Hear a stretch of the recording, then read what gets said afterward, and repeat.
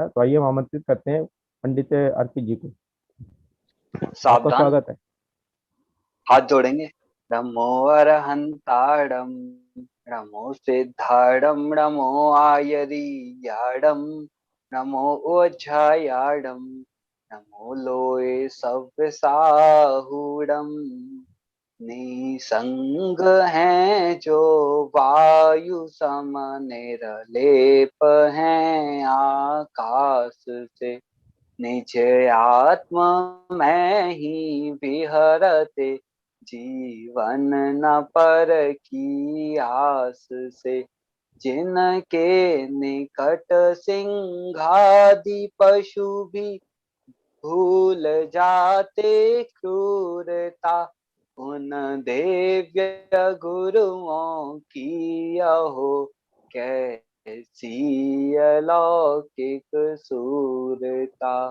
तीन भुवन में सार वितराग विज्ञानता, शिव स्वरूप शिवकार, नमः त्रयोग समारिके। पंडित दौलत राम जी द्वारा रचित छह ढाला, जिस पर अभी तक हमने कल पहली ढाल पे अपनी चर्चा पूर्ण करी। अब हम उसके आगे बढ़े, दूसरी ढाल पढ़ें। उसके पहले हमारा आपसे एक प्रश्न है। क्या प्रश्न है? कि पंडित जी ने सर्वप्रथम जब ग्रंथ प्रारंभ किया तो क्या बताया? दुख बताए। क्या बताए? जननी उदर वश्यो नवमास, और तिल तिल करें देह के खंड, छेदन भेदन भूख प्यास, बाहर वाहन हिम आतप त्रास। ये सब दुख बताए। तो ग्रंथ प्रारंभ किया तो उनको अच्छी बातें बतानी चाहिए, कोई पॉजिटिव बातें बतानी चाहिए। और उनने प्रारंभ किससे किया? कि उनने बताया कि जननी के उदर में 9 मास रहा और निकलते समय अत्यंत पीड़ा सहन कई, और बालपने में ज्ञान की प्राप्ति नहीं हुई, और वृद्धावस्था है वो आधे हुए मरे हुए के समान है। ये सब बातें करी। और एक सांस में 8-10 बार जन्म्यो मर्यो भर्यो दुख बार। तो उन्होंने ऐसी बातें क्यों करी? माने शुरुआत में प्रसन्नता पूर्वक कोई अच्छी बातें बतानी चाहिए, तो उसको ना बता के उन्होंने ये सब बातें क्यों करी कि जिससे एक निगेटिव वातावरण बने? तो ऐसा उन्होंने चर्चा प्रारंभ में क्यों करी? हाँ, आप लोग में चाहें तो कोई बता सकता है, नहीं तो मैं बताऊंगा। हाँ, रुचि जी आप बताइए। अर्पित जी, मेरा आपसे अनुरोध है कि आज की जो कक्षा है वो एक रिवीजन क्लास रूप में रखें, जिससे कि जितना भी हम लोगों ने यहाँ पढ़ा है वो एक बार और पक्का हो जाए। मेरा आपसे अनुरोध है। और कल हाँ से छह डाला की दूसरी ढाल के माध्यम से आप कक्षा शुरू कर सकते हैं। जी जी। हाँ एक तरह से हाँ क्वेश्चनरी के रूप में इन सबकी परीक्षा के मौखिक परीक्षा के रूप में आप आज कक्षा लें तो बेटर रहेगा। हाँ जी। हाँ, अभी रुचि जी को मैंने प्रश्न पूछा है तो आप बताइए उसको। पंडित दौलत राम जी ने सबसे पहले संसार के दुखों को इसलिए बताया है कि जब हम दुखों को जानेंगे और सच में पता लगेगा कि हम दुखी हैं, तो उन दुखों को छोड़ने का उपाय करेंगे। जब हमें दुख का ही पता नहीं होगा तो फिर हम उनका छोड़ने का उपाय क्यों करेंगे? हाँ, देखो ये होता है लगन से पढ़ने का फल। मेरा प्रश्न जो था तो रुचि जी ने एग्जैक्ट एकदम वही उत्तर दिया। क्या? कि जब है ना उसको दुख लगता ही नहीं है तो हम उसको क्या, कि अंत में छेड़ाला के अंत में बोलेंगे, रही है अनंता अनंत काल यथा तथा से परिणय। और क्या कहेंगे? कि वो अखत जो आनंद लयो, कि बहुत अतीन्द्रिय आनंद आएगा। तो जब उसको दुख, जो प्रत्यक्ष में हमें दुख दिखते हैं कौन कौन से, कि जननी, जननी उदर वश्यो नवमास, और अंग बंदेड, सकुच है हाँ बाहर बाह्य होंगे विकास। तो ये ले और ले कौन से? कतरा ले ले तिल तिल हाथ ले ले। करें, हाँ मुकेश जी का स्पीकर ऑन है।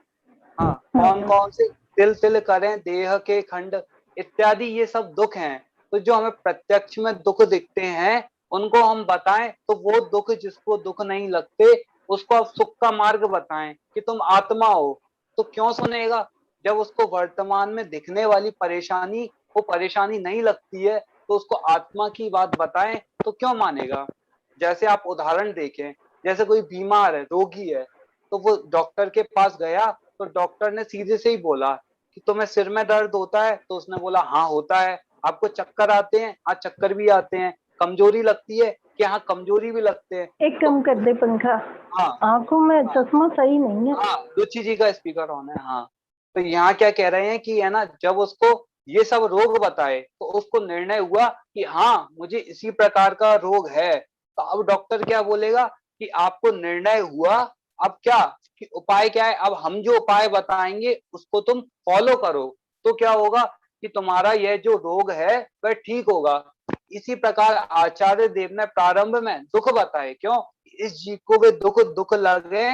तो अब क्या है कि जब सुखी होने की बात आत्मा की चर्चा आएगी तो वो उसको सुनने के लिए उसको जिज्ञासा उत्पन्न हो। तो यही कह रहा है यहाँ पे, इसलिए यहाँ पे क्या बताया कि प्रारंभ में दुख से प्रारंभ किया, अब धीरे धीरे उपदेश को आगे बढ़ाएंगे। और देखो यहाँ एक छंद पढ़ा था, कौन सा, कि बालपने में ज्ञान न लयो, तरुण समय तरणी रत रहो, अर्ध मृतक सम बूढ़ापनो। तो इसके लिए मैं आज विचार कर रहा दिन में कि एक छंद आता है, तो उसको, वो छंद तो याद नहीं है, उसका भाव याद है कि आपने देखा होगा वृद्ध पुरुष हाथ में लाठी लेकर घूमता है। तो उसको एक कवि ने किस प्रकार से चित्रित किया, क्या कहा उन्होंने कि जैसे किसी ने क्या किया कि जवानी में या खूब सारी मस्ती करी, माने क्या, खूब अवक्ष का भक्षण किया, खूब अपने मन से मनमानी करी, जो अच्छा लगे वो खाया पिया, अनछना पानी पिया, सब काम अपने मन से किए। अब क्या है कि जब वो वृद्ध हो गया तो क्या, आपने देखा होगा वृद्ध लोग कैसे चलते हैं, झुककर चलते हैं और हाथ में क्या, लाठी लिए रहते हैं। तो उसका एक लाइन मुझे आखिरी की याद है कि वे ही गए जीव परलोक और वहां से आए, कौन से, जो तुमने है ना पहले मस्ती में जो जीव का विदारण किया, जिनको मारे, कौन कौन से, आलू के, अनछने पानी के, और क्या, पृथ्वी को खोदा, वनस्पति को तोड़ा। तो वही लोग आ गए, अब क्या कर रहे हैं, सता रहे हैं। तो आपने देखा होगा बहुत सारे लोग कहते हैं, अरे हम सब्जी लेने गए तो वो छोटा सा सब्जी वाला है वही हमसे उल्टा बोल रहा है, मंदिर में गए तो वो भी हमसे उल्टा बोल रहा है, जहां देखो सब हमसे उल्टा बोलते हैं, गंदा बोलते हैं। क्यों है कि तुमने जब जो जीव जीव का विदारण किया तो अब भी क्या कर रहे हैं, तुम्हें दुख देने के लिए सब इकट्ठे हो गए। माने क्या कि किसी का पुत्र बन के आ गया तो अब वो उसको उस रूप में परेशान कर रहा है। आपने देखा है किसी का पुत्र कैसा है कि शत्रु की तरह है, तो वो उसको सता रहा है। तो ये क्या है कि जिसने पहले मस्ती में क्या किया कि ना अनछने पानी के जीवों को जीव माना, आलू के जीव को जीव नहीं माना, तो वे सब एक साथ आके और उसको सताने लगे। देखो बहुत अच्छा छंद है, तो इसको यहाँ विचारना चाहिए, क्यों एकदम से लोग सताते हैं, कि इसका कारण ये है कि हमने पहले उनको सताया। तो प्रकृति में अन्याय नहीं है तो वे भी तो अपना कार्य करेंगे, स्वयं किए जो कर्म शुभाशुभ फल निश्चित ही वे देते। जब स्वयं ही करता है तो फिर हम क्यों कहते हैं, हम रोते हैं बैठ के कि ये हमें परेशान कर रहा है, ये गंदा बोल रहा है। कोई गंदा नहीं बोल रहा, क्यों कि तुमने जो कर्म किए वे अब उदय में आ रहे हैं, तो अब रोने का अवसर क्या है। क्यों किसको बताते हो कि हमें ये ऐसा बोलते हैं, तुमने जो कर्म किए वे ही आके क्या कर रहे हैं, उदय में आ रहे हैं और तुम अब दुखी हो रहे हो। तो वहां तो कवि ने ऐसा कहा कि मानो वह वृद्ध लाठी लेकर पकड़े है, हर समय डरा हुआ है, क्या कि कौन कौन सताएगा, हम उसको लाठी से मारेंगे, माने वो इतना भयभीत है। तो वहां तो वो अलंकारिक भाषा है। तो यहाँ जो कहते हैं, इससे हमने क्या बताया कि हम एक इंद्री, दो इंद्री, तीन इंद्री, चतुर इंद्री, इन सब जीवों की रक्षा करें। क्यों, यदि हमें विपत्तियों से बचना है तो उनकी रक्षा का हमें अति गहनता से विचार करना चाहिए कि हमसे कोई जीव का विदारण नहीं हो। क्यों, यदि हम ऐसा करेंगे तो वे हमें दुख देंगे कर्म, और दुख की अवस्था, परेशानी की अवस्था हो और उसमें आप धर्म का चिंतन बिल्कुल नहीं कर पाएंगे। तो जब आपको धर्म का चिंतन करना है, सब प्रकार से अनुकूलता बनानी है, तो हमें सत्कार्यों में लगना चाहिए। हाँ, तो यहाँ पे अभी रिवीजन करना है, अगली ढाल भाई साहब ने कहा है तो हम कल से ही प्रारंभ करेंगे। तो बहुत बड़ी बात है, देखो आप लोग को पता भी नहीं चला और हमारी पहली ढाल है तो पूर्ण हो गई। और कल मैंने प्रश्न उत्तर पूछे, लगभग सभी लोग ने बताए, और आज भी हम उन्हीं से पूछेंगे जिनके वीडियो ऑन रहेंगे। जो वीडियो ऑफ करके हैंड रेस करेंगे उनसे नहीं पूछेंगे। हाँ, तो मंगलाचरण करने के 3 कारण, और जल्दी जल्दी बोलना है। ये आपका एग्जाम है, फिर से कल थोड़ा अच्छा नहीं हुआ था, आज फिर से एग्जाम है। मंगलाचरण करने के 3 कारण कौन बताएगा।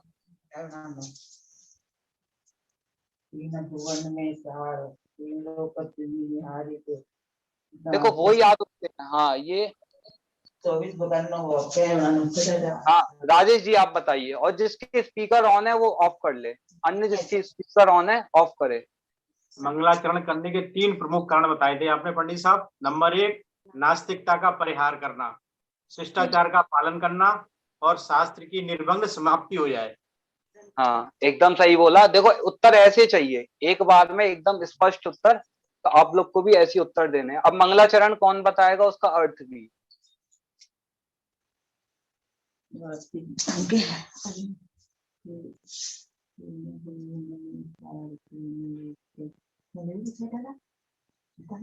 हाँ देखो, अभी तो पहला ही पूछा है, सबसे इजी है, कौन बताएगा?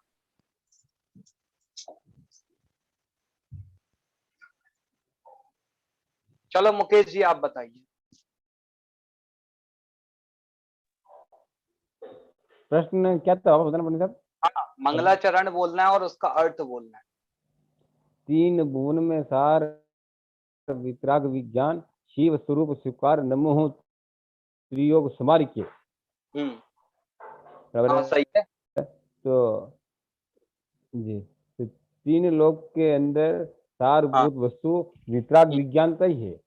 वितराग विज्ञान किसे बोलते हैं? राग सहित जो ज्ञान है और उसमें जितनी शुद्धता है वही वितराग विज्ञान है।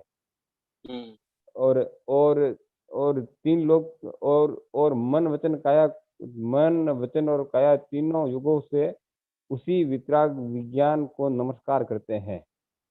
हाँ देखो, इन्होंने सही बोला है कि गलत बोला है? देखो एक एक शब्द से कितना अंतर आता है। हाँ कौन बताएगा? हाँ देखो वर्षा जी आप बताओ। हाँ अनम्यूट करें, क्या गलती हुई है? राग द्वेष सहित, राग द्वेष सहित नहीं चाहिए, राग द्वेष रहित चाहिए। हाँ तो ज्ञान कैसा है? गलती। हाँ एकदम सही है। देखो सभी को ऐसे ध्यान से सुनना है, सामने वाला क्या बता रहा है तो हमें भी अच्छे से सुनना है। क्या बोला? राग द्वेष सहित नहीं, राग द्वेष रहित। हाँ ठीक। अब पहला वाला छंद कौन बताएगा? पहला वाला छंद, जे त्रिभुवन में जीवानंद, ये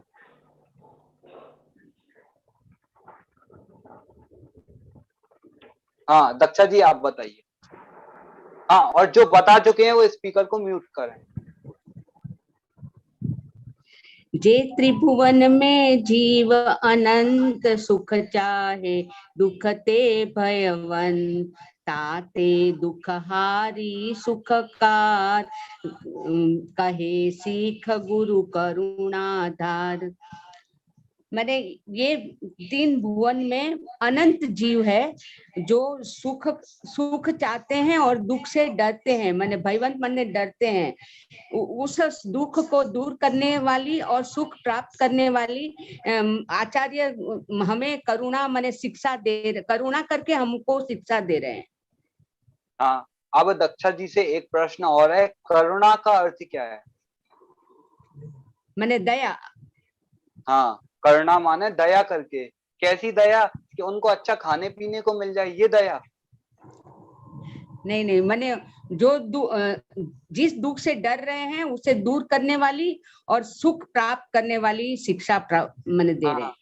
हाँ तो वो शिक्षा है कौन सी? कि वो आत्मा का उपदेश उस जीव को देंगे तो वो सुखी होगा। तो यहाँ कह रहा है वो दुख को दूर करने वाली और सुख को देने वाली शिक्षा है क्या? कि सुखी रहे सब जीव जगत के, कोई कभी ना घबरावे। तो खाना पीना देना, सब प्रकार की अनुकूलताएं देना, ये दुख दूर करने का उपाय नहीं है। दुख दूर करने का उपाय एकमात्र उन्हें वास्तविक ज्ञान देना। और वो कहाँ से प्राप्त होगा? कि वो जैन दर्शन में जैन आचार्यों के अलावा और आत्मा के उपदेश के अलावा अन्य कोई वह उपदेश नहीं है। अब अगला प्रश्न है कि गुरु जो शिक्षा दे रहे हैं वो उस शिक्षा को कैसे सुनना है?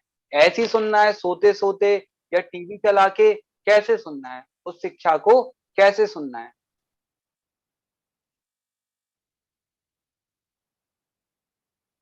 कौन हाथ उठाएं आप?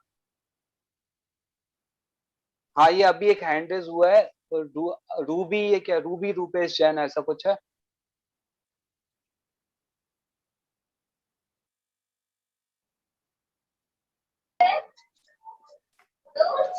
जय जिनेन पंडित जी। हाँ जय जिनेन। चाहे सुनो गव मंथिर यान, जो चाहो अपनो कल्याण, मोहि महापद पियो अनाथ, भूले आप को भरी मति बात।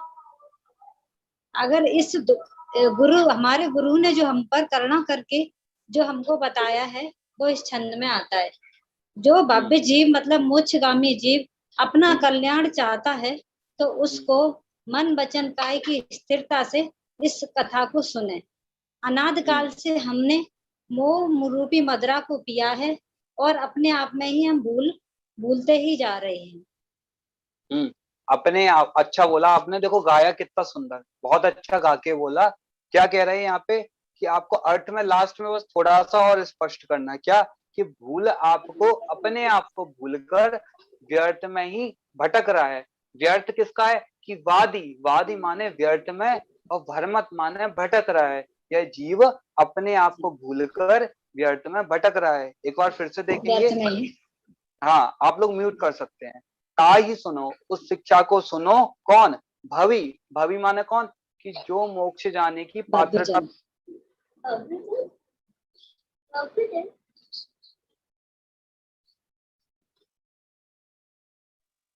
हाँ, तो वो क्या करे कि जो चाहो अपनो कल्याण, जो अपना कल्याण चाहता है वह क्या करे कि गुरु की उस शिक्षा को मन को स्थिर करके सुने। और क्या कह रहे कि मोह महामद, इस जीव ने क्या किया है, अनादि से मोह रूपी मदिरा पी है।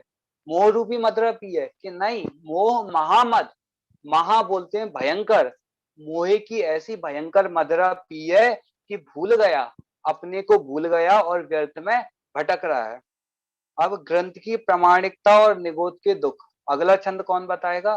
ग्रंथ की प्रामाणिकता और निगोद के दुख। देखो, जो लोग बताते नहीं है वो भी कोशिश करें।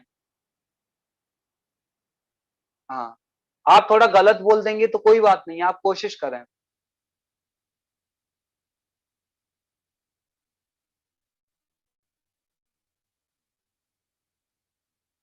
हाँ, वो याद दिखते हैं, नए लोग कोई बताओ। हाँ, दिव्या भाभी आप बताओ।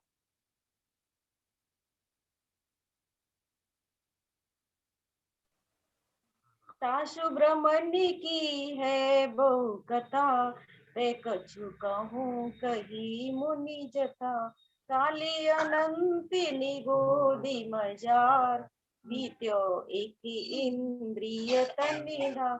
यद्यपि संसार में जीव के भ्रमण भटकने की कथा बहुत बड़ी है, तथापि जैसी पूर्वाचार्यों ने और पूर्वाचार्यों कहिए उसके अनुसार मैं कुछ संक्षेप में कहता हूँ। इस जीव का अनादि से अनंत काल नित्य निगोद इतर निगोद में और एकेंद्रीय तन धारण करके व्यतीत हुआ है।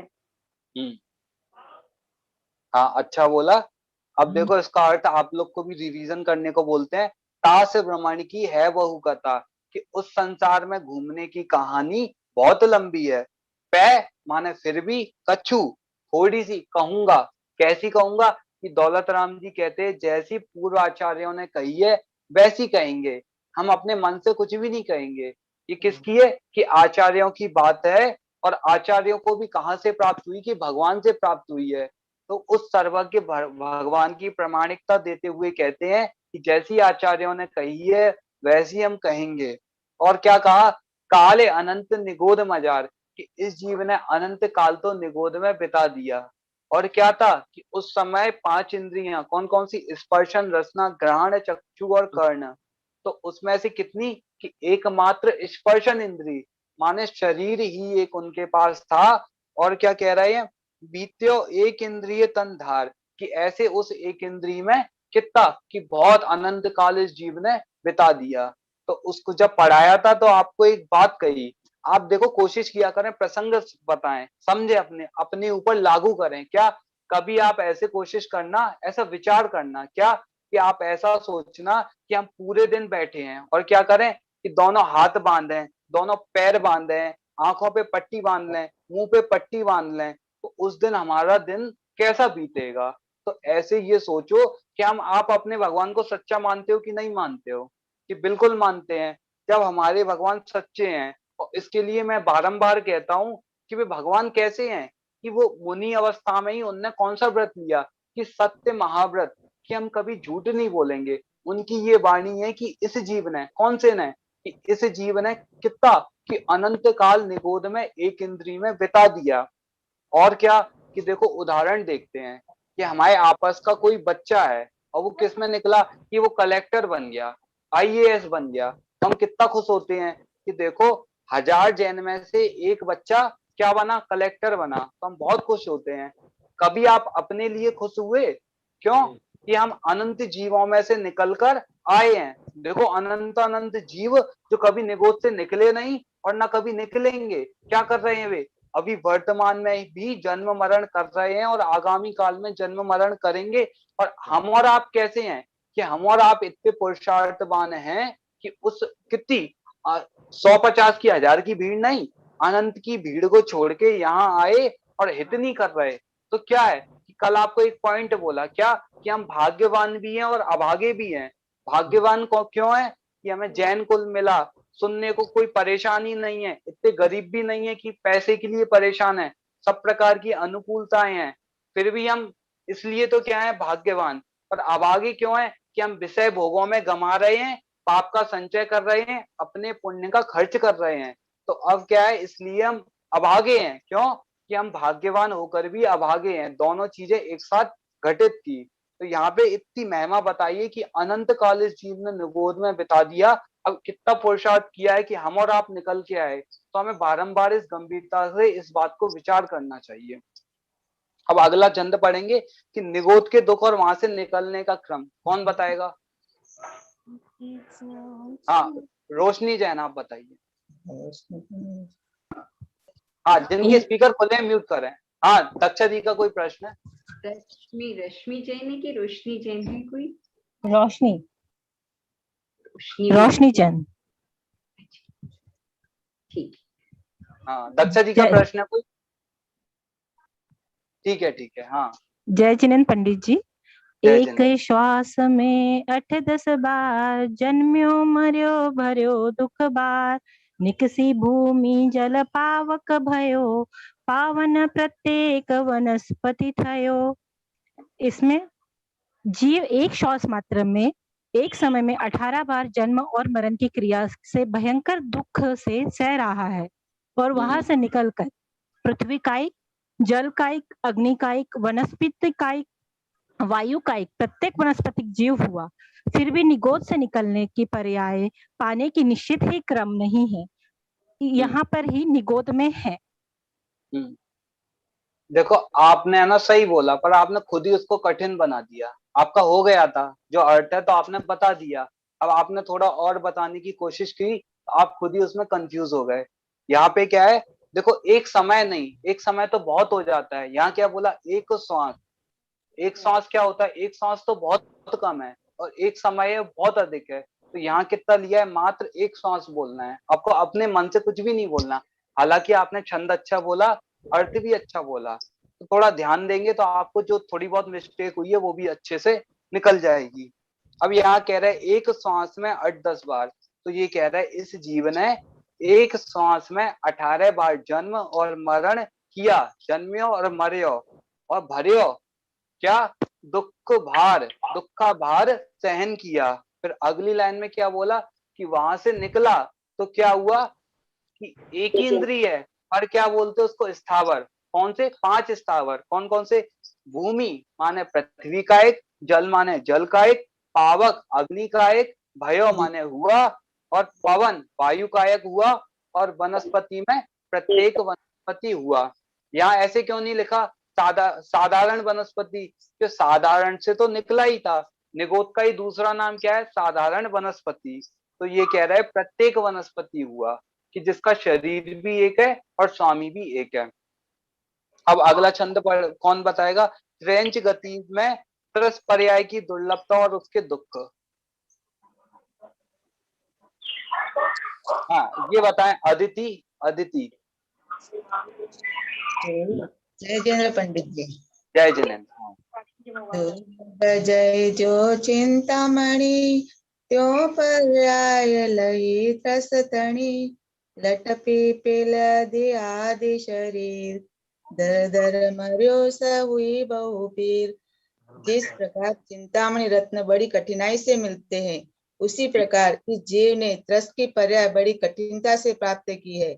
उस त्रस्त पर्याय में भी लट आदि 2 इंद्रिय जीव, चीटी आदि 3 इंद्रिय जीव और भौरा आदि 4 इंद्रिय जीव के शरीर धारण कर मरा और अनेक दुख सहन किए। हाँ, बहुत अच्छा बोला। आप म्यूट कर सकते हैं। अब यहाँ पे कह रहा है क्या कि दुर्लभ लहिजो चिंतामणि। देखो, जिसको पता है वो भी सुन लो। क्या कह रहे? दुर्लभ लहिजो चिंतामणि, कि जिस प्रकार चिंतामणि रत्न को प्राप्त करना दुर्लभ है, क्यों वैसे ही पर्याय अवस्था लही प्राप्त की, किसकी? त्रस्तणी।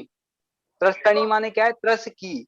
और क्या, कौन सी वो अवस्था थी? लट माने द्विइंद्री, पिपील माने 3 इंद्री, कौन सी? चीटी। अली माने भवरा, 4 इंद्री आदि ऐसे और भी शरीर को धारण किया और धर धर बारंबार मर्यो सही बहु पीर, बहुत पीड़ा को सहन किया। अब हाँ, जिसका स्पीकर खुला हुआ है आप म्यूट करेंगे।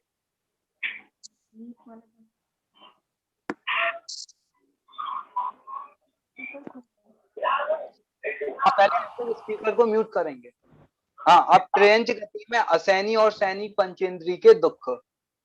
अब आगे के क्रम में बढ़े तो कौन? कि ट्रेंच गति में, तो वहां कौन है? कि असैनी और सैनी माने मन सहित और मन रहित, उनके भी दुख हैं, तो उनका वर्णन आगे के छंद में किया। तो कौन बताएगा ये? हाँ, रश्मि जी आप बताएंगे। हाँ, ये वाला छंद। पंचेंद्रिय पशु। हाँ हाँ, ये वाला। कबहूं पंचेंद्रिय पशु भयो, मन बिन निपट ज्ञानी थयो। सिंहादिक सेनी है क्रूर, निबल पशु हथि खाए भूर। बड़ी मुश्किल से तो वो 2 इंद्री 3 इंद्री 4 इंद्री से पंचेंद्री में आया, और पंचेंद्री में आने के बाद भी क्या हुआ कि असैनी हो गया, मन नहीं था उसके पास। और फिर अगर मन वाला भी बना तो सिंहादिक आदि जो क्रूर पशु है वो बन गया, जिन्होंने निर्बल पशुओं को खा खा करके अपना पेट भरा और अनेक। हाँ, बहुत अच्छा बोला। पूरा पूरा अर्थ आ चुका है। यहाँ पे बताया कबहू, कभी, पंच इंद्रिय 5 इंद्रिय वाला पशु हुआ तो मन बिन। मन बिन क्या बोलेंगे इसको? और एक और शब्द मन के बिना किसको क्या बोलते हैं? रश्मि जी आप बताओ। असैनी। हाँ, असैनी बोलते हैं या असंगी? दोनों। हाँ, तो मन बिन निपट, निपट बोलते हैं बिल्कुल। अज्ञानी, ज्ञान रहित थयो माने हुआ। और क्या कह रहे? कभी ज्ञान वाला भी हुआ तो कौन हुआ?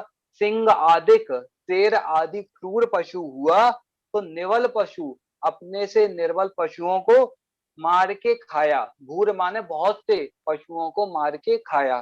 तो यहाँ पे देखो, आप देखेंगे अपने आसपास में ही देखेंगे, ट्रेंच जो प्राणी है उनका जीवन निकलता किस में है? निरंतर एक तो खाने में और भयभीत रहने में। आप कभी नोटिस करना, 2 ही चीजें हैं। या तो क्या करेंगे, गाय है तो क्या कि खाने के लिए आएगी, या किसके लिए? कि या तो भयभीत होगी, कोई मार रहा होगा, कोई सता रहा होगा। चूहा है तो वो बिल्ली से डरप के भाग रहा है, गाय है तो वो मनुष्यों से डर के भाग रही है। तो इन ट्रेंच में क्या है कि 2 ही चीजें चलती हैं, या तो भय या तो आहार। इन 2 काम के अलावा पूरा जीवन कुछ भी नहीं होता। माने भागे भागे डरते घूम रहे हैं। हिरन आदि हैं, जंगल में क्या करते हैं कि पूरी घास का जो पेड़ है ना, पूरा नहीं उखाड़ेंगे, क्या करेंगे, ऊपर ऊपर से मुलायम घास को खाते हैं। उसमें भी पूरा जीवन भयभीत, आकुलित।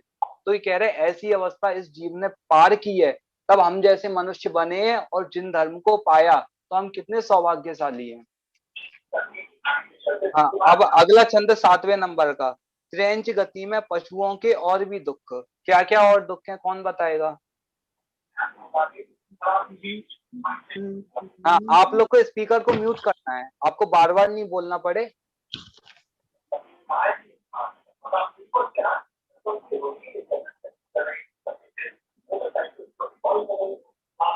हाँ, कौन बताएगा? हाथ उठाए।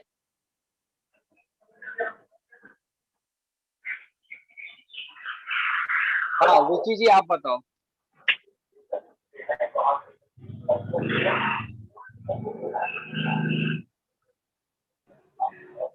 कबहु आप भयो बलहीन, सबलनि करे कायो अति दीन। छेदनि वेदनि भूख प्यास, पारे बहनि हिन आतप त्रास। ये त्रियंज गति में जीव कभी आप भयो बलहीन, कभी बलवान हुआ है, और जो अपने से अधिक बलवान है उनके द्वारा खाया गया है, और वह दयनीय दशा को प्राप्त है, कुछ भी नहीं कर पा रहा है। वह जीव दूसरों के द्वारा छेदा गया है उसने और भेदा गया है। छेदन की जो मतलब घोड़े वगैरह में नाल वाल ठुकवाते हैं, इस तरह से छेदना और भेदना। उसका भी दुख सहन किया है, भूख का और प्यास का भी दुख सहन किया है। भार को, बोझा को, अपने से अधिक बोझे को ढोया है। और सर्दी, हिम मीन्स सर्दी, आतप मीन्स गर्मी। सर्दी और गर्मी के दुख को मतलब दुख को सहन किया है। हाँ दयनीय दशा में कुछ भी कर नहीं पाया है। हाँ अच्छा बोला, बस एक छोटी सी गलती हुई प्रारंभ में, कौन बताएगा? कबहु आप भयो बलहीन। हाँ हाँ देखो अन्य लोग से पूछेंगे कौन बताएगा, जिसने अच्छे से सुना होगा। हाँ ये सुनील कुमार जैन। हाँ आंटी आप बताओ। हाँ अनम्यूट करें।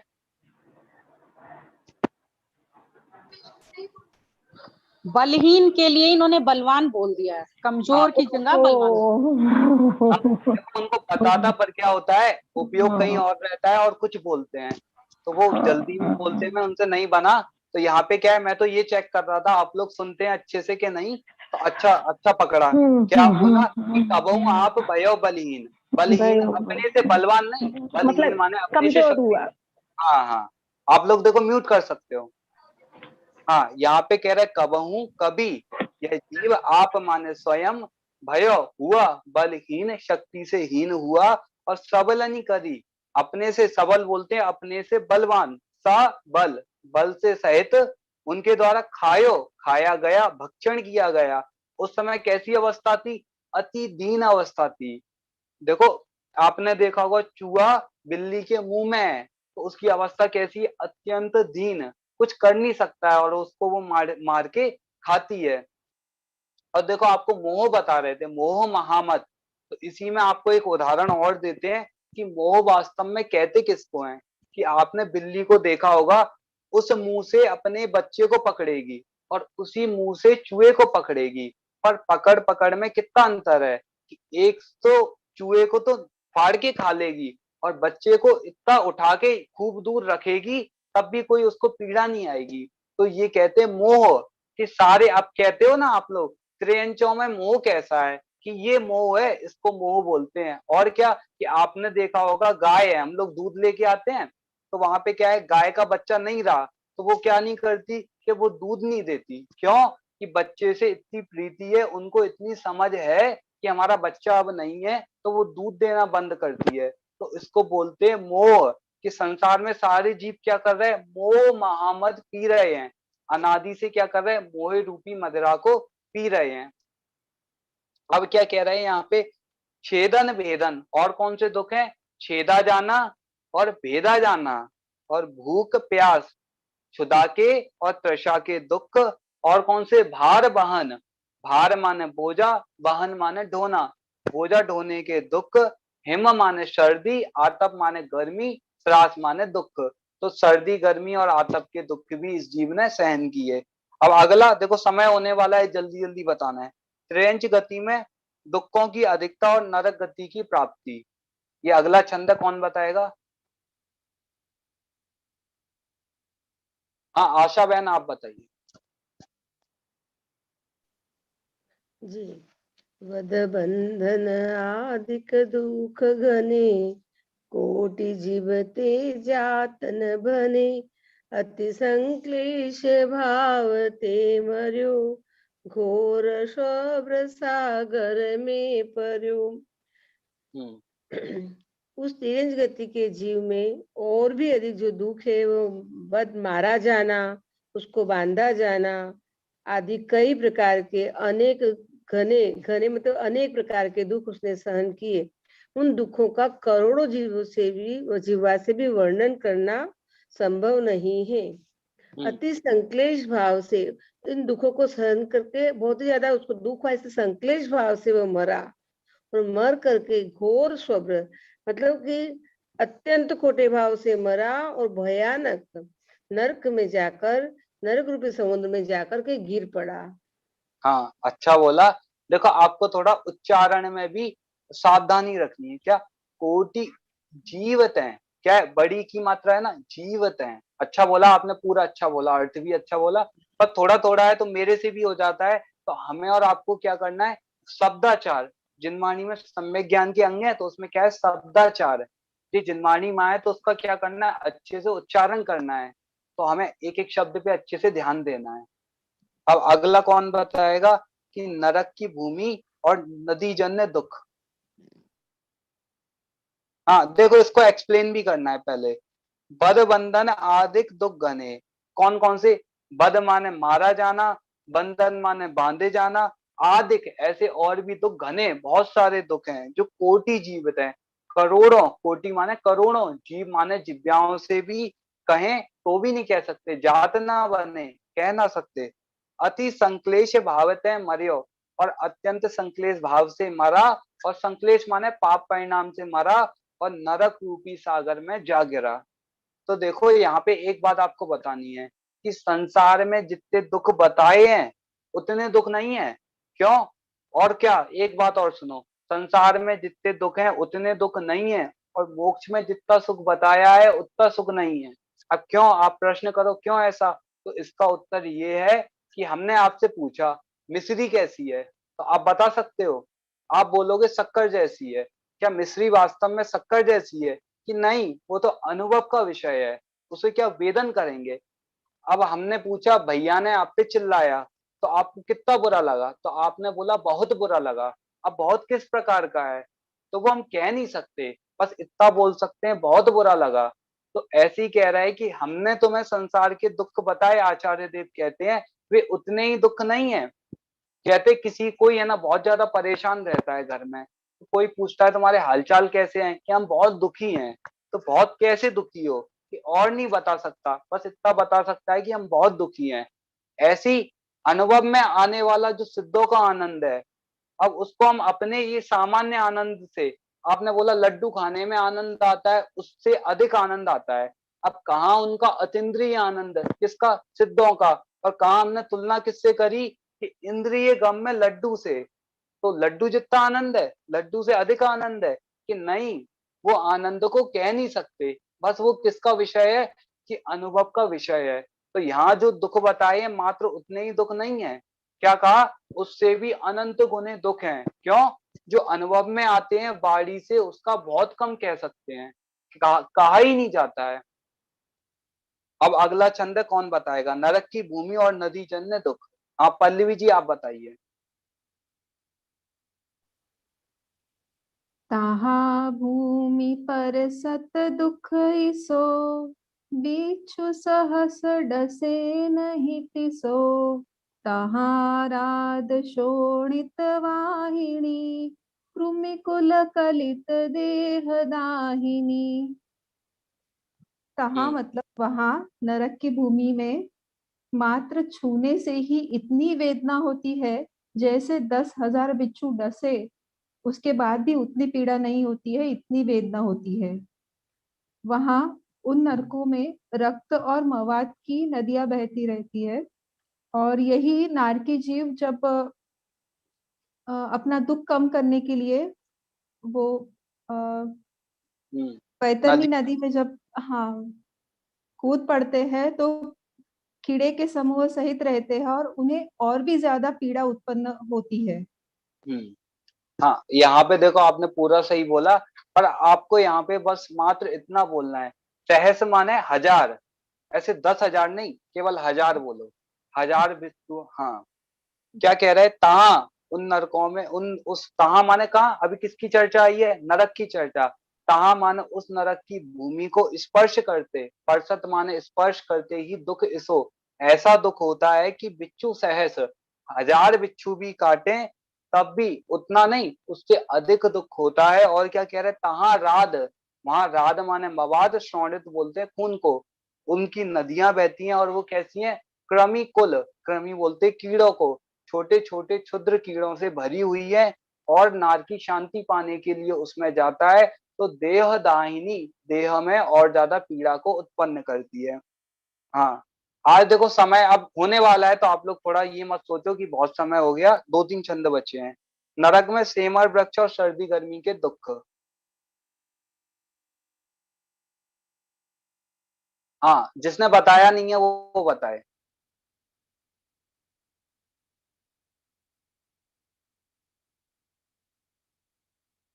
हाँ, वर्षा जी आप बताइए। अभी हमने 9वें छंद में नरक भूमि का और वैतरणी नदी का वर्णन सुना है। उसके आगे सेमर तरु जुत दलसी पत्र, हसी जो देह विदारे तत्र, मेरु प्रमाण लोह गली जाए, ऐसी शीत उष्णता थाए। उन नरकों में तलवार की धार के समान तीक्ष्ण पत्तों वाले सेमर जाति के वृक्ष है, जो शरीर को तलवार की तरह चीर देते हैं, तथा वहां ऐसी ठंड और गर्मी होती है कि मेरू पर्वत के बराबर लोहे का गोला भी गल जा सकता है। ठीक है, अब यहाँ पे क्या कह रहा है, देखो उनका है ना थोड़ा शब्द आगे पीछे हुए, क्यों हुए कि वो छंद में है ना पीडीएफ में ही ऐसा मिस्टेक लिखा है, तो आप लोग को सुधार करना है। वर्षा जी ने सही बोला है पर उनकी गलती नहीं है, क्यों, उनके पास पीडीएफ है, उसमें क्या है शब्दों का आगे पीछे कर दिया है। तो क्या है, मैं यहाँ से बोलता हूँ, सेमर तरु दल जुत असी पत्र, सेमर तरु दल जुत असी पत्र। क्या कह रहे हैं, उन नरकों में सेमर जाति के वृक्ष हैं, तरु माने वृक्ष हैं, भी कैसे हैं, दल माने पत्तों वाले हैं, पत्तों से जुत माने युक्त हैं, और कैसे हैं वे, असी पत्र, तलवार की धार के समान वे पत्ते हैं। और क्या कहा, असी ज्यों देह विदारे, असी माने तलवार, जिस प्रकार देह का विदारण करती है, तत्र माने वैसे ही वो क्या करते हैं कि वे सेमर जाति के वृक्ष हैं, उनके पत्ते नारकी के शरीर को विदारण करते हैं। और क्या कहा, मेरु समान लोह गल जाए, सुमेरु पर्वत के समान लोहे का गोला भी गल जाए, ऐसी शीत माने सर्दी, उष्णता माने गर्मी थाए होती है। नरकों में अन्य नारकियों असुर कुमार द्वारा दिए हुए दुख तथा भूख प्यास के दुख, कौन बताएगा? हाँ, आप बताइए। रेडमी।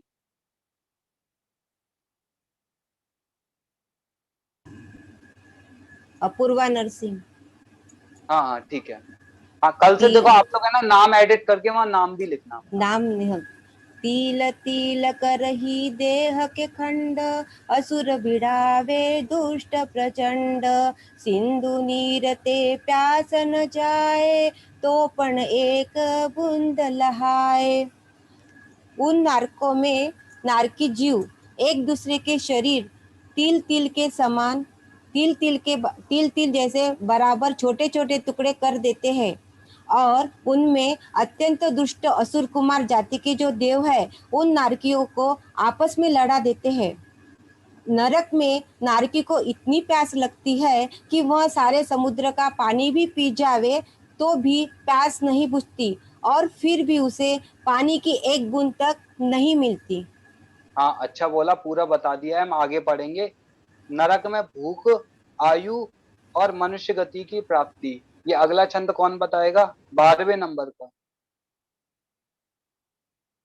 हाँ, आप लोग रिपीट कर सकते हैं। हाँ, सुनील कुमार जैन। हाँ आंटी आप बताइए।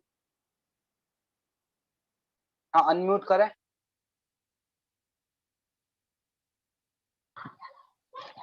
तीन लोक को नाज जुखाए, मिटे न भूख कना न लहाय, ये दुख बहु सागर लो सहे, कर्म जोग ते नरी गति लय।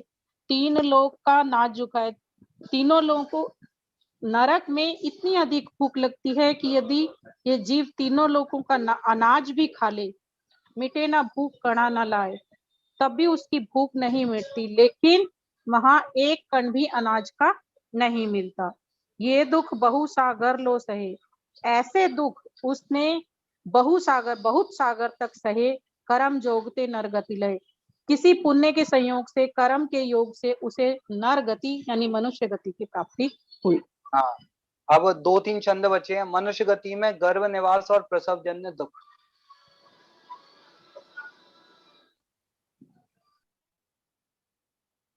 हाँ, कौन बताएगा?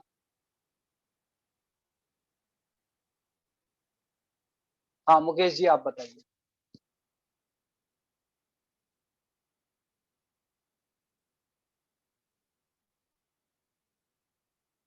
हाँ, अनम्यूट करें। हाँ, मुकेश जी अनम्यूट करें।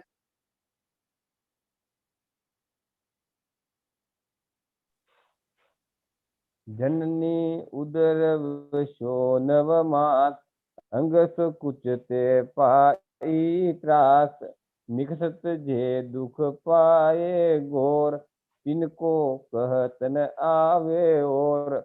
जननी उदर, माता के उदर के अंदर 9 मास तक ये जीव रहा है। उसमें अंग सुकुचन ऐसा होता है, उसमें अंग इतने सुकुड़ते हैं तो उसकी पीड़ा कहने में नहीं आती है।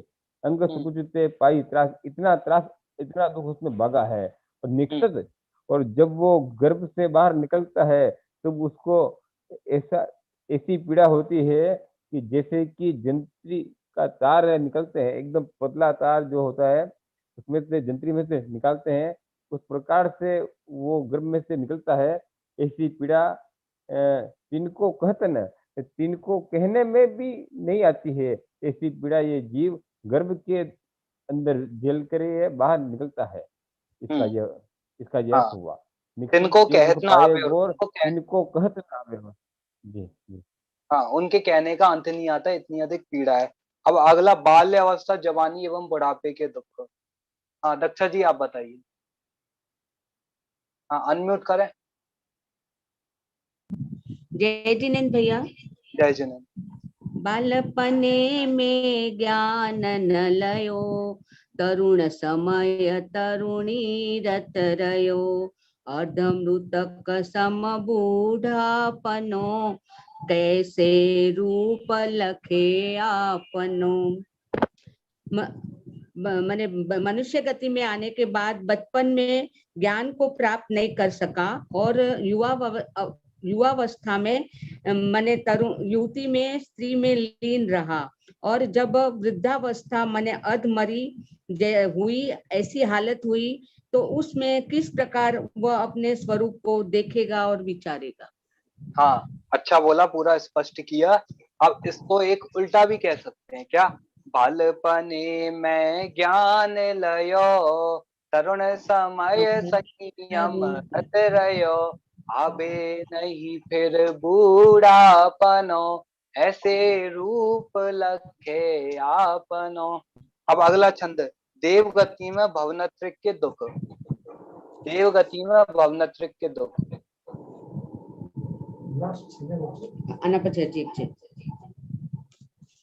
हाँ, कौन बताएगा?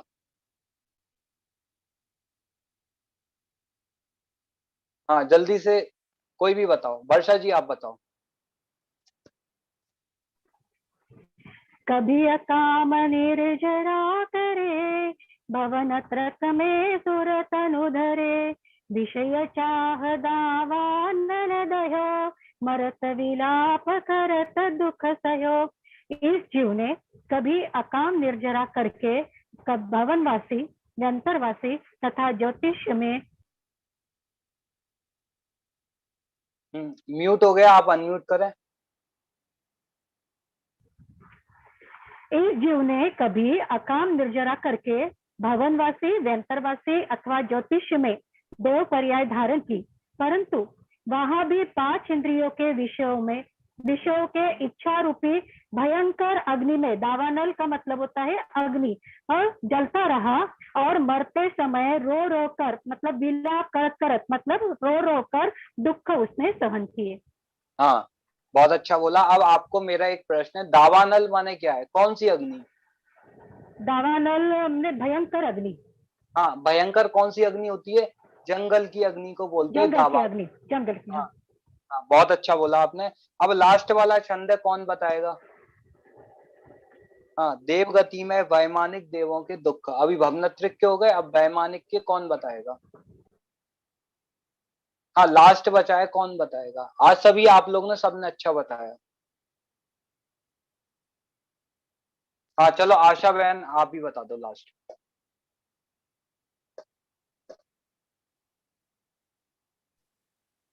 जो विमानवासी हूँ थाय, सम्यक दर्शन बिन दुख पाए।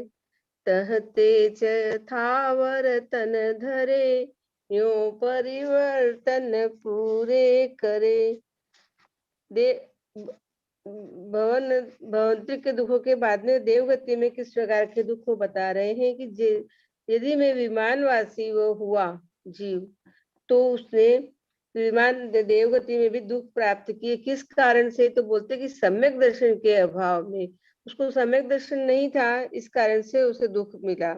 और वो सम्यक दर्शन के बिना जब वो मरा, तो वहां से चल करके वो थावर मतलब स्थावर की पर्यायों में उसने जन्म लिया। और इस प्रकार से उन्होंने द्रव्य, क्षेत्र, काल, भव और भाव ऐसे 5 परावर्तनों को पूरा किया।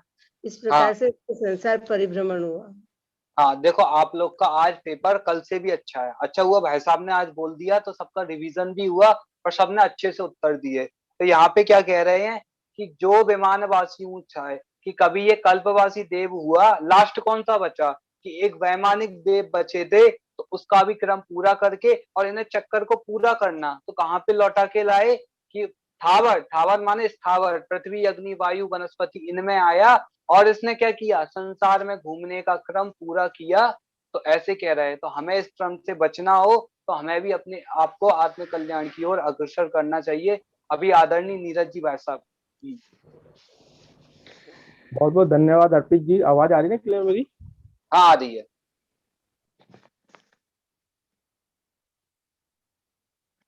नहीं आ रही है। हाँ भाई साहब, आपकी आवाज नहीं आ रही।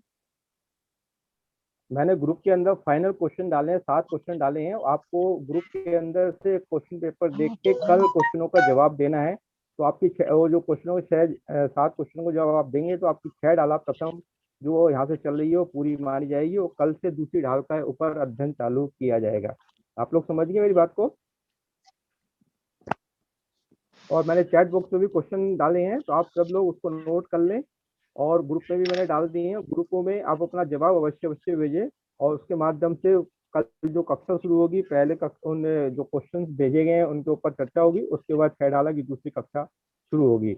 ऐसा मेरा आप लोगों से निवेदन। हाँ देखो भाई साहब, हाँ भाई साहब ने अभी आप लोग को ग्रुप पे क्वेश्चन दिए, तो आपको है ना जरूर उनको हल करके लाना है। कल आपसे पूछेंगे। और देखो बहुत सारे लोग अभी क्या किया, बहुत सारे लोग ने कि वीडियो को ऑफ करके क्लास सुनी है। तो उन लोग को डर लगता है कि है ना क्या पूछेंगे क्या पूछेंगे। तो आज अभी तक है ना जिन्होंने नहीं बताया, तो आज हमने पूरा उसका रिवीजन किया। तो आपको अगर समझ में नहीं आया तो यूट्यूब पे ये क्लास है, तो आप वहां से भी सुन सकते हैं। अब कल से हम 6 ढाला की दूसरी ढाल पढ़ेंगे। तो आपको क्या करना है, साथ ही साथ में पढ़ना भी है तो और याद भी करना है। तो जिससे क्या होगा, आपको बताने की ये आसानी रहेगी और आपको वीडियो को बंद करके नहीं बैठना पड़ेगा। अभी जिनमानी स्तुति पढ़ेंगे। हे जिनवाणी भारती तो ही तपू दिन रैन, जो तेरी शरणा गए सो पावे सुख चैन। जावाणी के ज्ञान से सूझे लोकालोक, तो वाणी मस्तक नमु सदा देत हूँ धोख। 9 बार नमोकार मन का जाप करेंगे।